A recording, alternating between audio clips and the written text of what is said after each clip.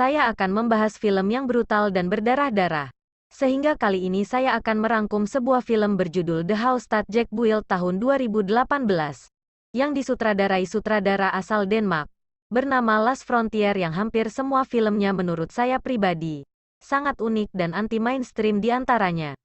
Melankolia, nipomaniak, dan masih banyak video outrage. Untuk itu langsung saja. Ambil posisi rebahan, lepaskan celana, kencangkan celana, pacar dena, ambil posisi ternyaman, dan mari kita mulai videonya. Jangan lupa dukung sayang dengan like dan subscribe, bantu bagikan video ini kepada teman-teman kalian atau tetangga kalian. Pada seorang pria bernama Jack ini bengkuluknya. Perlu dicatat bahwa Jack ini adalah seorang pembunuh berantai yang selama 12 tahun terakhir telah membunuh sekitar 60 korban dan tidak pernah ada satu kasus pun yang berhasil terungkap oleh polisi. Dari 60 pembunuhan yang telah saya lakukan, hanya 5 aksi pembunuhan yang akan menjadi titik fokus cerita di film ini, di mana kelima pembunuhan tersebut dilakukan secara acak, dengan motif yang berbeda-beda. Dan inilah rumah yang dibangun Jack. Kisah diawali dengan memperlihatkan Jack yang sedang berkendara, di mana saat itu dia dicegat oleh seorang wanita yang sedang butuh pertolongan.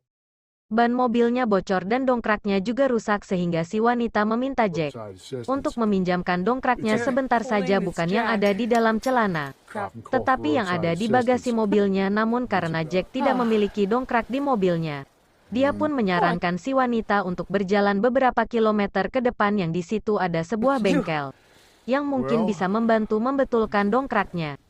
Dengan gaya kaum hawa dan senyum cumantilnya, si wanita pun mencoba untuk merayu Jack agar mau mengantarkannya ke bengkel. Jack yang masih punya sedikit rasa kasihan pun akhirnya bersedia untuk mengantarkannya ke sana. Di dalam mobil si wanita terus berbicara ini itu, yang menandakan bahwa dia adalah tipikal wanita yang cerewet dan menyebalkan, di mana Jack hanya diam saja dan mendengarkan tanpa merespon setiap apapun yang keluar dari cungurnya.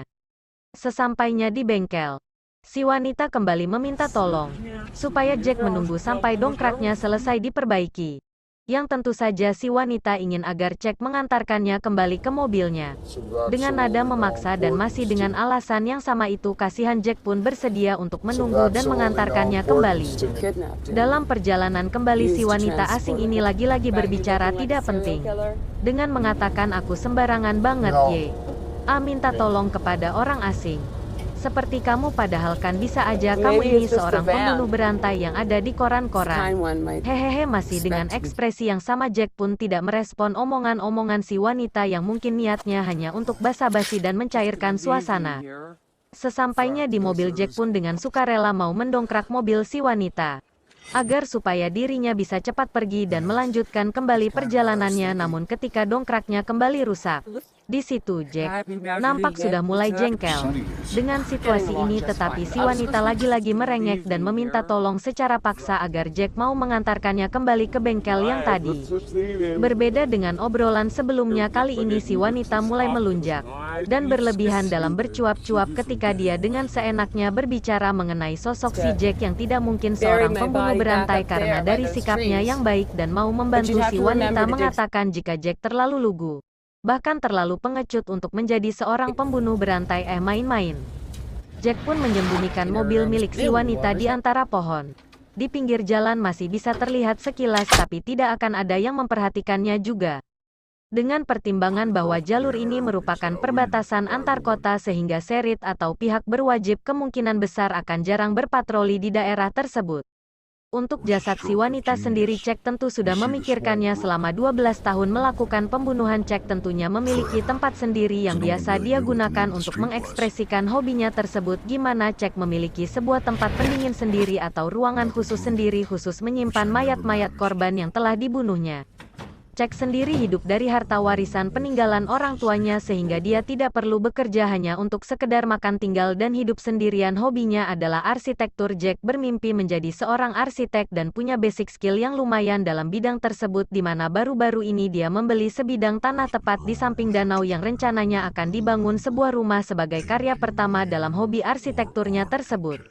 Yang menarik adalah selain Jack punya dua hobi yang cukup signifikan, yakni membunuh dan arsitektur, Jack rupanya seorang pengidap OCD atau obsesif kompulsif. Disorder sama seperti sosok Roy di Flame Amang sebelah. Jack suka sekali bersih-bersih menyusun barang, memastikan semuanya rapi dengan posisi yang teratur sehingga ketika Jack merasa bahwa sesuatu tidak ada pada tempatnya atau ada kotor sedikit pada meja, Jack akan membersihkannya berulang-ulang kali sampai pikirannya merasa tenang. Lanjut ke insiden kedua atau aksi pembunuhan kedua. Berbeda dengan pembunuhan sebelumnya, kali ini Jack dengan sengaja dan dengan persiapan matang sur memilih korbannya sendiri, yakni seorang ibu-ibu yang berjalan sendirian di mana saat sudah melihat rumahnya dan memastikan situasinya aman, Jack pun langsung bergerak untuk melancarkan aksinya tersebut. Pada momen ini kita akan diperlihatkan dengan kelebihan yang rata-rata dimiliki oleh para psikopat, yaitu kecerdasan di menanjak sama sekali belum tahu akan mengaku menjadi seorang apa supaya diizinkan masuk rumah si ibu, tetapi ketika melihat foto suami si ibu yang dipajang di dinding, Jack sudah bisa menebak jika suaminya telah meninggal, yang berarti si ibu tinggal sendirian di rumah ini, sehingga Jack mengaku sebagai agen asuransi yang bertugas untuk memeriksa kelengkapan data-data agar supaya dana asuransinya bisa cepat cair ke tangan si ibu. Alhasil Jack pun izinkan masuk ke dalam rumah, yang ketika si ibu akan mengambilkan air, Jack sekonyong-konyong langsung mencekik si ibu sampai lidahnya melet-melet keluar. Jack benar-benar melakukan pembunuhan dengan fashion tinggi dan cita rasa yang dihayati, yang hal itu terbukti dengan dia melakukannya menggunakan tangan kosong yang jika dia mau cek bisa saja menggunakan sebilah pisau dan membunuh ibu dengan cepat tanpa perlu mengeluarkan tenaga untuk mencekiknya. Tidak seperti orang normal akan merasa sangat bersalah dan buru-buru meninggalkan tempat kejadian, Jack justru dengan luar biasanya menancapkan sebilah pisau agar tubuh ibu berdarah, kemudian diletakkan di atas kursi dan memotretnya untuk dijadikan koleksi. Barulah setelah semua treatment selesai, Jack pun membungkus ibu dengan plastik dan memasukkannya ke dalam mobil. Setelah menetralisir TKP dan membersihkan semua jejak barang bukti, saat itulah penyakit OCD-nya kembali kambuh, di mana saat Jack hanya tinggal tancap gas untuk pergi, C justru kembali ke dalam rumah untuk memastikan tidak ada darah di bawah sofa atau bercak darah di balik bingkai foto, yang untuk menenangkan pikirannya Jack sampai harus bolak-balik masuk rumah sampai 3 kali berturut-turut, yang alhasil polisi setempat yang sedang berpatroli pun muncul dan menghampiri Jack untuk menanyakan kepentingannya berada di sana.